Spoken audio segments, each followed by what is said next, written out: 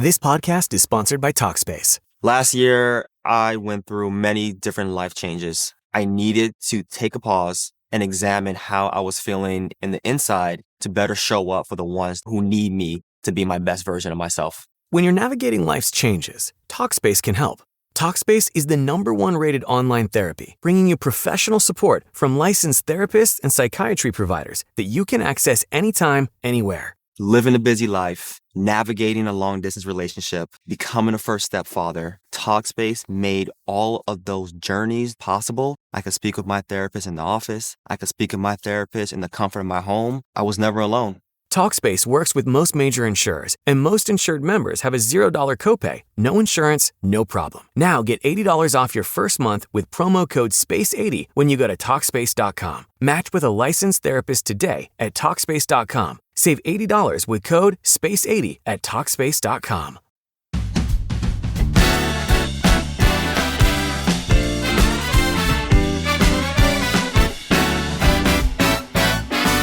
Well, hi, everybody. It's another episode of Mindy, Ed, and Don Rickles. I'm not Mindy, but there she is. Hi, Mindy. How are you? Hi, Ed.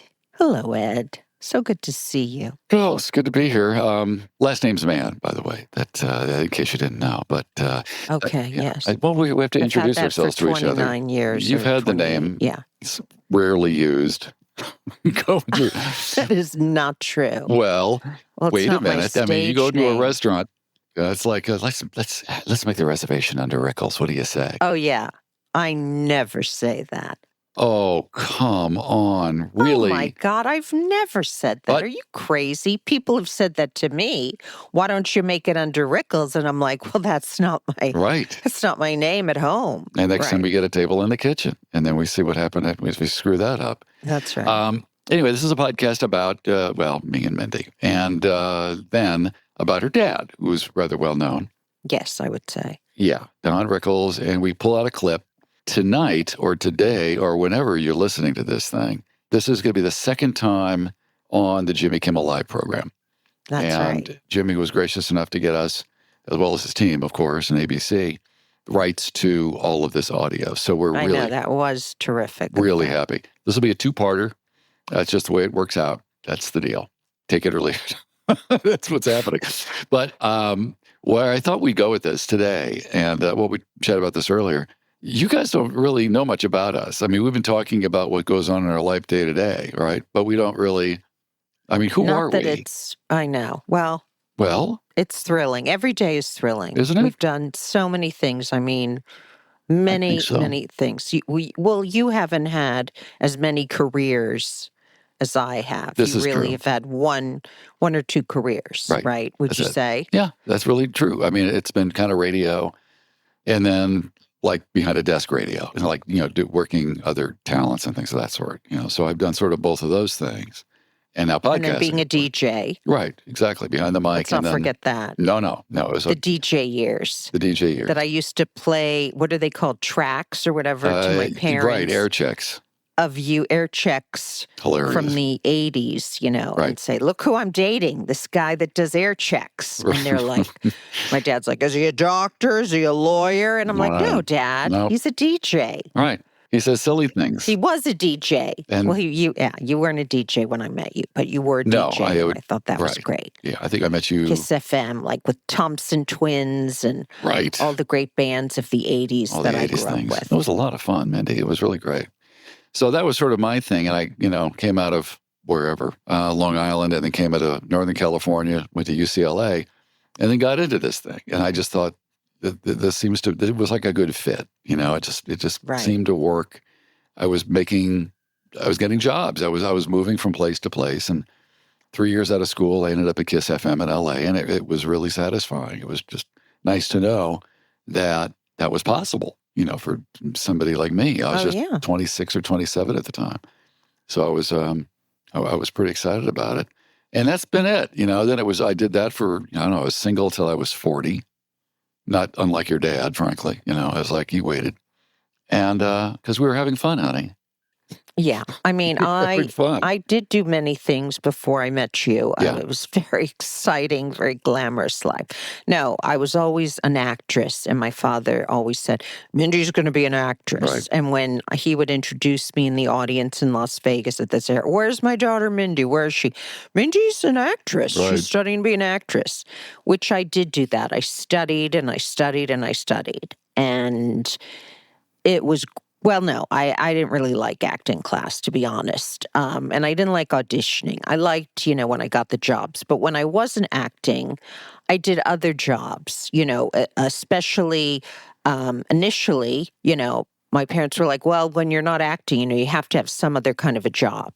So, I wasn't going to be a waitress. I just knew that wasn't me. So what kind of a job, of course, Ed, that was perfect Mindy. for me that I got? What kind of a job for Mindy? Well, I became what was known as a floater at Neiman Marcus in Beverly Hills. And you're going to say, what's a floater? I know what a floater is. It dances around inside my eyeball because my retina. No? It's no, different. that's Okay. not that, honey. That's when you're in the assisted living facility. You can deal with all those problems when I send you there. Okay. No, a floater is someone that just floats through the store. Very light, floating through the store. Look, I can't say through the store. And just going to different departments every day. Some days I could be in the shoe department, and some days I could be in women's dresses, and another day I could be in the jewelry department. Well, first they would assign me, and then after a while it was like, you know what? I'll choose. They didn't seem to care, so they let you choose? See, I didn't know this. Well, not that they let me choose. I just decided I would. I became my own boss, basically there. I became the CEO of me. So I would punch in, like I was a miner. I would punch in the morning, and then I'd be all dressed up. And then I just, instead of going to human resources and say, where am I today? I would be like, you know what? I'm going to go to the jewelry salon. Because first of all, I love the jewelry salon because it was a very enclosed area. Mm-hmm. So there wasn't a lot of walking I had to do. It wasn't like, oh, let me get the dresses, let me go to the back. No, it was just like standing there. And actually, I wasn't that into selling either. Does that surprise you? And I was more into just standing there like a mannequin. So if someone came towards me, I would run in the other direction. Very casually, I would run in the other direction so that, they would look for someone else to help them. Because I was supposed to be working, on I've lost the word, on a commission. Right. But I did get a salary as well, and I just wasn't motivated.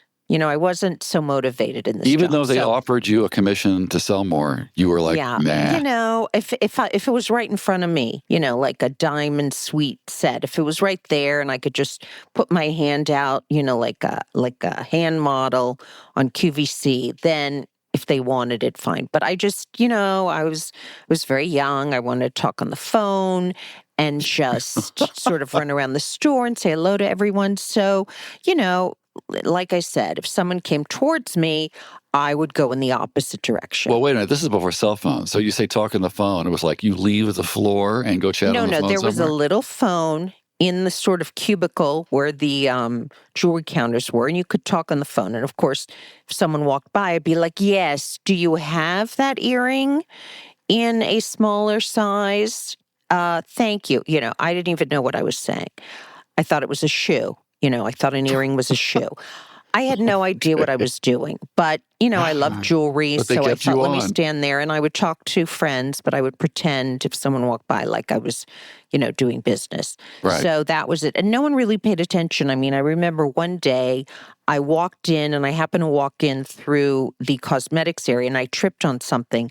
And I did, this was before the store opened, like a continuous fall across the floor all the way over to the men's department. And then I hit a mannequin, and I went over, the mannequin went over. Nobody even noticed. I was like, I fell here. Nobody even cared. So Nobody cared? Nobody cared. So, I could do whatever I wanted to do, and they seemed to be fine with it. And so I did that for a while, and that was great because I could then run out to auditions whenever I needed to, and that worked out really well. All right. And then after that, after I worked at Neiman's for a while, I don't know how this came up, but I always loved little kids.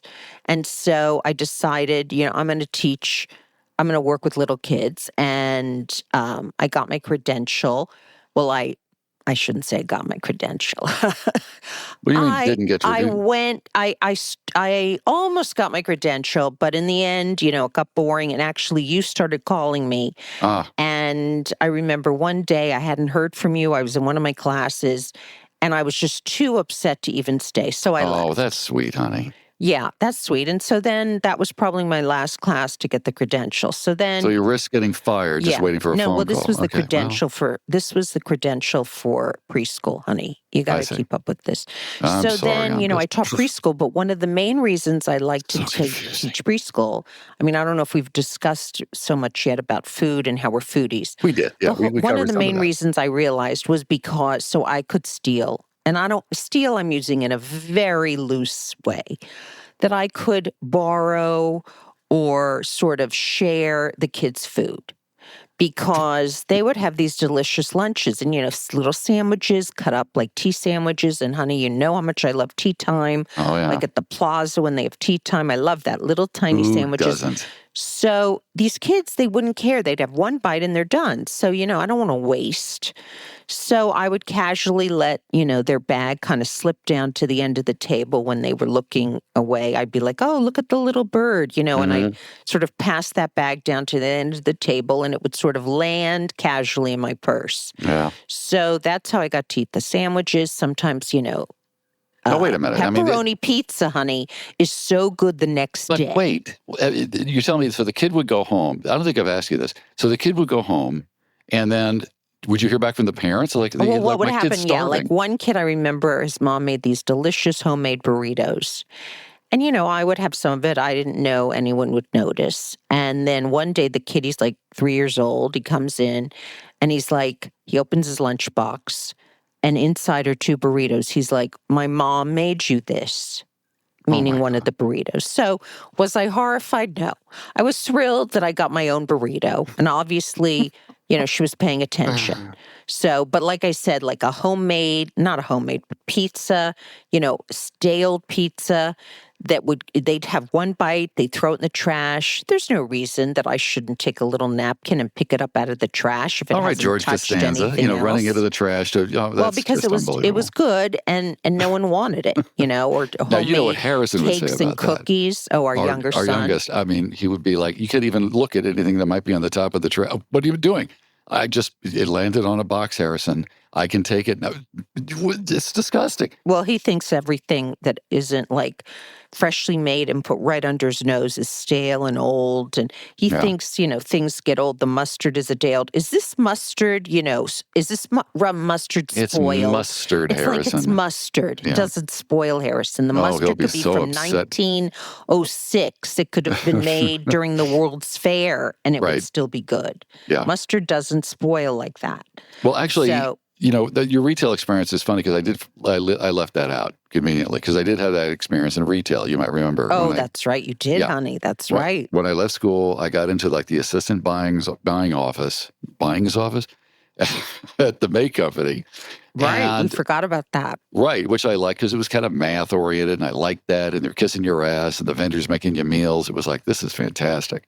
Next thing you know, you get the phone call. Oh, you're going to be manager of housewares in West LA. And I'm like, what? And you and housewares. Is that? I mean, you're one face with housewares. I don't even know what. Those two go together. I had no idea what that meant. So I was like, all right. So I show up down there. I go to the housewares and they say, okay, you're going to have to change all the displays. And I said, why? They look lovely. They said, what's your job? You have to mix it up every once in a while. It's like, you go to a grocery store and suddenly, the sugar's on aisle 10 instead of 8 and 8. Right. But who really cares if the blender is next to, I don't know. So stupid me. Look, I can't think of anything. It doesn't matter because I don't go into the kitchen. Well, but that's another every episode. morning is your thing. So I'm thinking, okay, let me think now. What if you should sell the most expensive stuff? I'm figuring that might be the way to really make this department sing, man. So I bring all of the big stuff, the Hoovers, the big ticket items, the big fat blenders, the giant coffee makers. I put them up front. And all the little things are going in the back. All the little tchotchkes that, people buy when, they need to check out or what have you. I put them in the back. Well, as it turns out, and unbeknownst to me, because I was so new, those are the things that people buy all the time, the little things. They go in for this, that, or the other. Right. Okay. And I was burying them behind giant boxes. Like no one would know they're there anymore. So you really didn't know what you were doing. Had no idea. And I was reminded of Wow. that sort of constantly by the general manager who said, "This is the worst display I've ever seen. How much longer do you think you're going to work here?" And I was like, Oh my you know, I'm God. all of 22. You know, I'm like, Right. I was just Yeah. stammered. And I immediately started getting some tapes together and sent it out to radio stations because I thought, this is not for me. I'm not a retailer. This is not. Yeah. But I do have to tell one funny story, and I think people might understand. Some stores, like when you return something, they have a very liberal return policy. Right. So you go in with, I don't know, some sort of a tool that you bought a year ago. They'll give you the price that you had paid for it. And a lot of stores still do that. Well, the May Company had a deal where no matter when you bought it, you get your money back. And it didn't matter. Right. I think you know the story. Mhm. So I'm standing at the counter. This very elderly gentleman walks up and says, "Sonny, I've got this Corningware pot." And I said, "Okay, Jimmy Stewart, what are you going to do Yeah, with I that?" was just going to say Jimmy Stewart. Right. He said, "Well, I've been using it, and now it's sort of broken on the bottom, and I don't need it anymore, and I want to get my money back." I said, "When did you buy it?" He said, 1932. I said, 1932. I didn't even know there was a store open then. But apparently there was some version of the store open at the time. So I'm rolling my eyes, but nice as could be. I get on the phone with management downtown. I said, "You're not going to believe this. But some guy's in here with a Corningware pot that he bought during the Great Depression." I said, "What am I supposed to do?" He said, "Let me look it up." And they literally had a book of the pricing of all of these items. Oh my God, that's this crazy. This whole list. So he comes back and says, "It's 32 cents. I still remember the number. I said, 32 cents. He's gonna kick me in the teeth. He goes, "He's not gonna kick you in the teeth. He's 90 years old." I said, "Okay." So I go up to the guy and I said, "Well, tell you what, the price that you paid for this back then was 32 cents. That's the same year he bought it, 1932. And he said, "I'll take it." He just wanted to get rid of it. Oh my God, that is so funny. And I don't know what they do with that stuff. I'm sure they just toss it in the trash. But I will never forget that story, you know? Oh, yeah. Well, it's like people wanting to return everything now without the tickets or, you know, they've worn it 10 times and now they're stricter. But in my day at Neiman's, you could return anything. You wore it. Right. You know, you have a ham sandwich stuck to the hem of the dress. Doesn't matter. Yep. They took it back. Yeah. They took it back and then we'd give you money for the ham sandwich. Oh, sure. So, right. Sure. We get both. So you moved on to acting, though. I don't know how much you covered that yet, but that's right. Yeah, and that went pretty well for a while. I mean, you were doing pretty good. It did. It did. It went well. I did a lot of episodic stuff, and then of course, when we married, I had to raise the children in a field, and you know, there was a lot going on there raising them. Request for you to do that in the field, but yeah, I know. But let's call that dealer's choice. Okay, yeah. So that's fine, honey. Jesus, the field. That's funny. I got to remember that story. Anyway.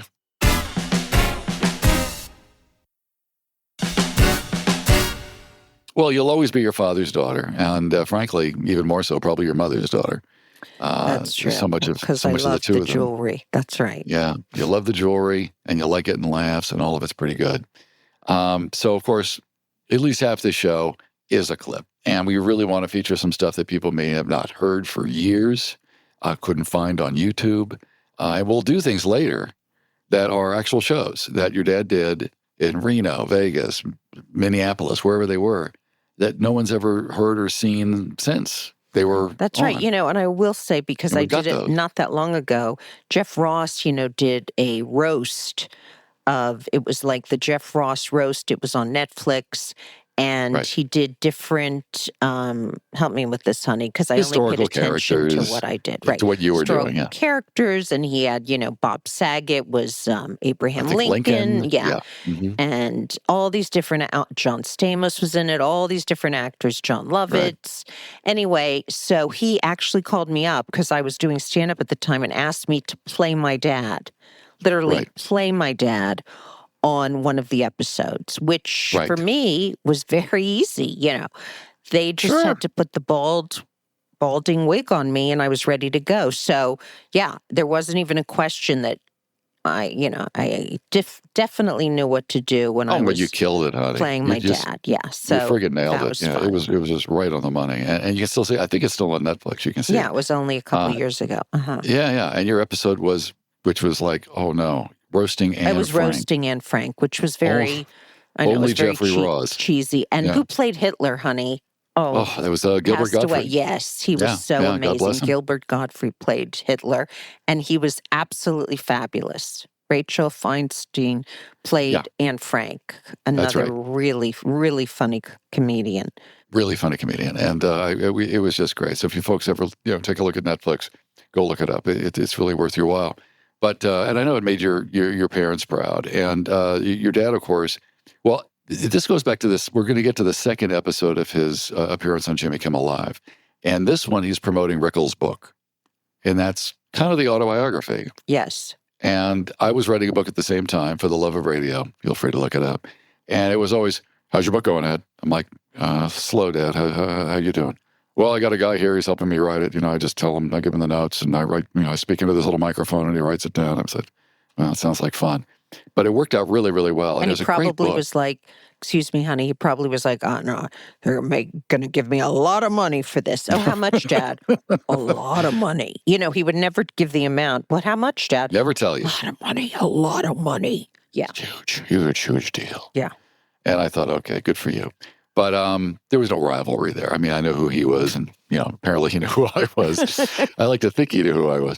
So why don't we get to this? This is Jimmy introducing your dad on his second appearance on Jimmy Kimmel Live. Let's do it then. We have a special show tonight. It's dedicated to one man. He is one of the funniest people who ever lived. No home, young or old, should be without this book. It is a New York Times bestseller called Rickles' Book. Please give a big round of applause to the Sultan of Insulting, Mr. Warmth, the one and only Don Rickles. Well, it's great to see you. Huh? Yeah, I'm sorry. I want to thank you people, really. Some of you stood, and a couple of you went like this guy in the front went. It's okay, kid. It's okay. You go to bed tonight, or you're going to get a lot of pimples.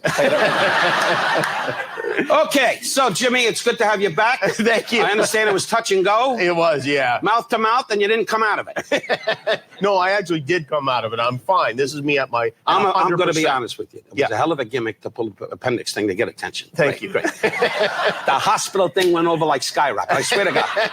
When I heard they said touch and go, I said, what a gimmick. He's going to fake. He's going to die. Wonderful. So you get a rating. And look at you today. And you don't look good.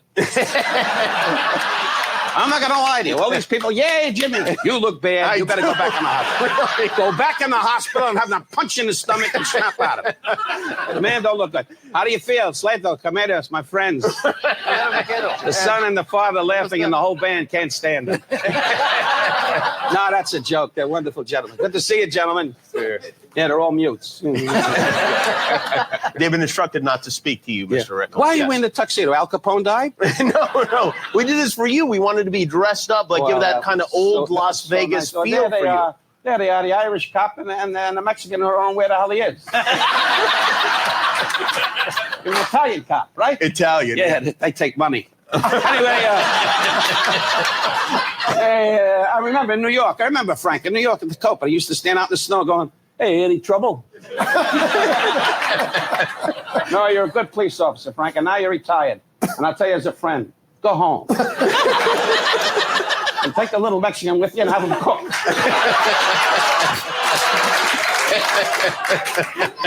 Oh, lady, give me a break. It's a little humor. The two black chicks are sitting in front going, you like that, Shirley? And all of this worked perfectly then. Yeah. Yep. Maybe not today. Maybe not now. But everybody was named Shirley. I mean, that was. I know. That was like everyone had very old Lorraine, Jewish lady. Shirley. Hey, Shirley. Yeah, everybody had old-fashioned names. That's old-fashioned names. That's right. Hey, baby. We're from the same world. I swear, the Jews and the blacks, someday. What's your name, darling? What? Nicole. Hello. Anyway, Nicole, I was speaking to Nicole before the show. Her friends went to the BET Awards today. Do you ever watch BET? That's the black television thing. Right, exactly. Well, my house has no lights. Is that right? No, I watch it, dear. It's a great network. I'm kidding you. You know that. I like her look. I'm going to go. I'm going to do these jokes, and the husband's going to be backstage later going, okay, June, let me hear it again. Don't worry, we'll get you right out of here. There'll be no trouble at all. No, God bless. I tell you, I adore life and making fun of people, and I adore being on the show with you. You know why, Jimmy? Why's that? Because you don't help me. It's like being with nobody. You know what I'm saying? When Johnny Carson was alive, bang, boom, bang. Letterman, bang, boom, bang. Yeah. Jay Leno, boom. What I mean is... No, that's a joke. Jay knows I like him. You know, he's at home now. He's laying in the bed and his wife goes, let's try it again.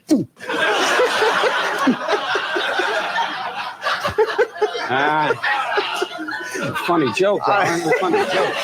I figure it's my job to just kind of be quiet and listen to what you say. Yeah, but you got to jump in once in a while. No, I'm sorry. Put a stick on my ass and it'll be a puppet show for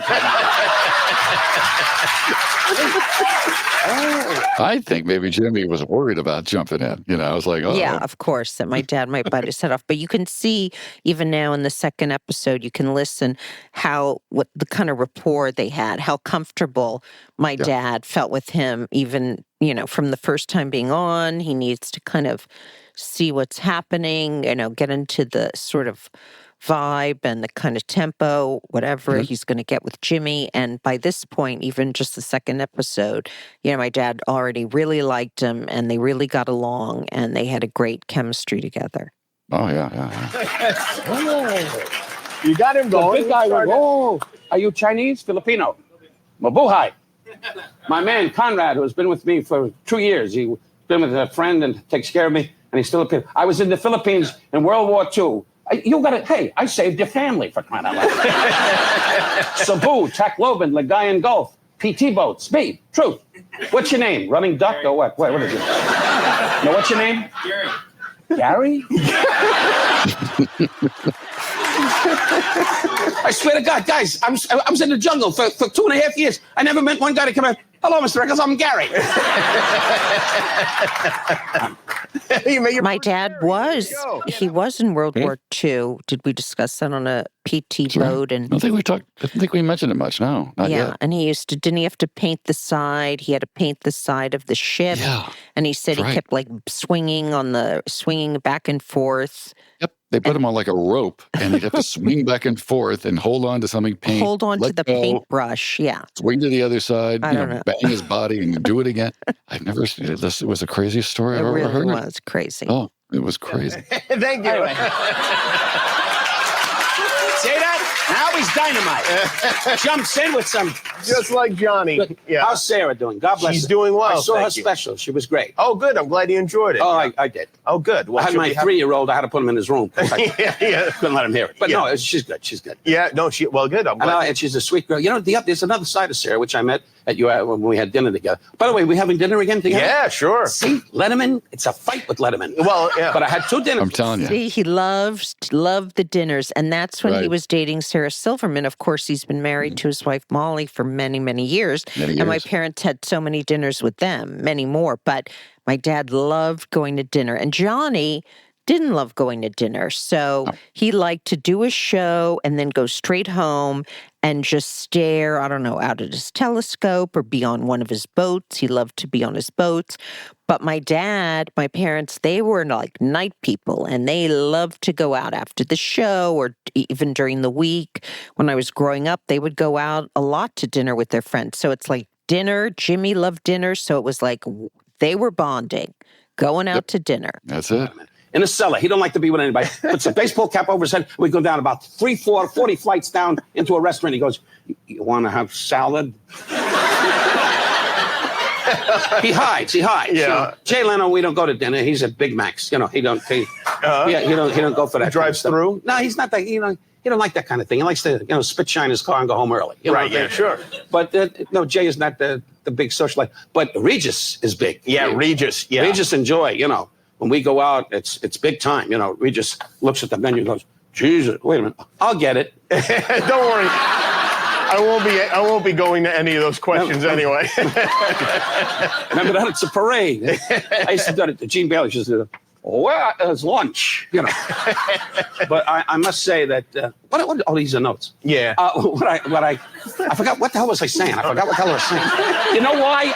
I know what I'm saying, and I laugh my ass off to myself. You were talking about your friend Regis Philbin. Right. How long have you known Regis? About 45 years. 45 years. I knew him when he was with Joey Bishop, and I knew him before that when he was an announcer down in San Diego. And then I knew him when he came up with Joey Bishop. Joey's still with us. God bless him. I think he's up close to 90, and he's in Newport Beach, just sitting there going, I'm going to kill Regis. When I get him, I'm going to kill him. Oh, Regis is crazy, though. Would you agree that Regis is a crazy person? No, I like him. Why are you turning on Regis? I love Regis. No, there's no need to turn on Regis. What do you ever do to you? I don't like it, what you said about him. He's an Irish kid from the Bronx that just runs around and goes, let me hear it, Timmy. Hit the drums. Let's have a good time. Why did you turn on this guy? No. We Jews don't like it when you turn on an Irish guy. You're Italian. Be proud of it. I'll make you feel good. Well, no, I love Regis, and you know that. Darling? You enjoying it? Regis has... My darling's sitting there going, I want to make pancakes and go home early. That's so racist, isn't it? But it's a joke. What can the blacks do to me? Look at this. The father laughed, and the son went... The leader of the band keeps looking around going, Dad, is this funny? Yeah, you dumbbell. Don't be a dumbbell. Laugh. Well, you know, kids today are very politically correct. It's a different... Well, sure. But, you know, what makes the people laugh, whatever, if it's not mean-spirited, it's fun. If it's mean-spirited, it's out of line. And there's measures to go. But in my career of 55 years, God's been blessed me. I've headlined all over Las Vegas and Atlantic City. And it's not a reason because I'm that talented, because I use things that I think is not mean-spirited, and that's what counts. Well, I think you're very talented, obviously, but... I don't think I've ever heard him say that about himself. I know, right? I'm not talented. No. That's funny. No, I never heard him say that. That's a revelation to me, but he didn't say that on national television. People love you, and you're one of the... You know what? I don't know if there's anyone in the world that could get away with saying the things that you say. Well, they don't have Blue Cross. But,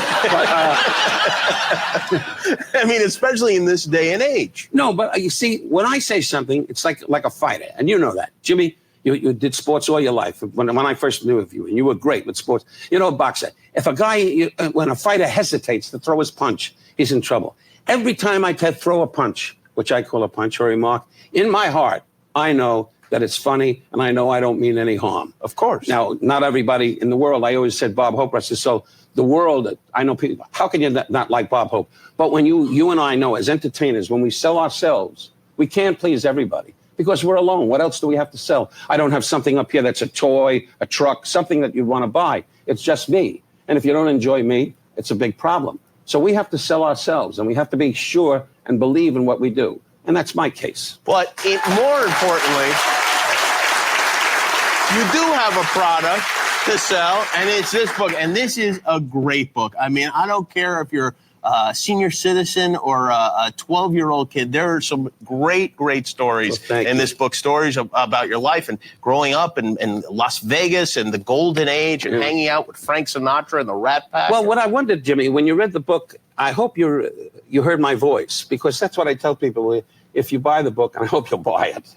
People I have are a great buying. deal of expense. I have a Jewish wife that sits with jewelry sailing ships. 5 weeks on the New York Times bestseller list. Thank you. Yes, that is unbelievable. Yeah. And the stories. I mean, well, you know what we'll do? We're going to take a break, and we're going to take some questions from members of the audience. I think would be fun. Yeah. Oh, yeah. I think that'll be a riot. It won't be. Don Rickles is here with us tonight. The whole night with Don Rickles. We'll be right back. All right. That's part one. I mean, the book did really well, and it was very interesting. It was fun. Old Hollywood. And it had pictures of our kids sitting in bed with him, which was so adorable. Oh, yeah, those Harrison were great. with the giant cheeks. Yeah. And my dad with the giant cheeks and the cheeks. It was like a bed of cheeks. Yeah, it was all cheeks. That all was the time. Rickles side, honey. I got to say, the big cheeks. I don't know what they got from me, but Okay, hopefully. well. Height. Yeah, that's true. You got That's height. they would. Yeah, thank God they do need the height from you. Otherwise, everybody would be like 5'2", right? Exactly. Well, that's it, everybody. So next week we'll do part 2 of this episode 2 of Your Dad with Jimmy Kimmel on Jimmy Kimmel Live. Can't wait. And yeah, it'll be a lot of fun. We'll do that later, and you'll hear it 1 week from now. Jimmy Kimmel Live, courtesy of 1205 AM Productions, LLC. Jimmy Kimmel Live airs weeknights at 11:35, 10:35 Central on ABC. So there you go. Thank you, Okay, honey. So I Mindy love and Don you. Rickles. Oh, I love you too. Look at Thank that. you. Isn't that sweet? Okay. Everyone's throwing up. Okay, bye. Bye.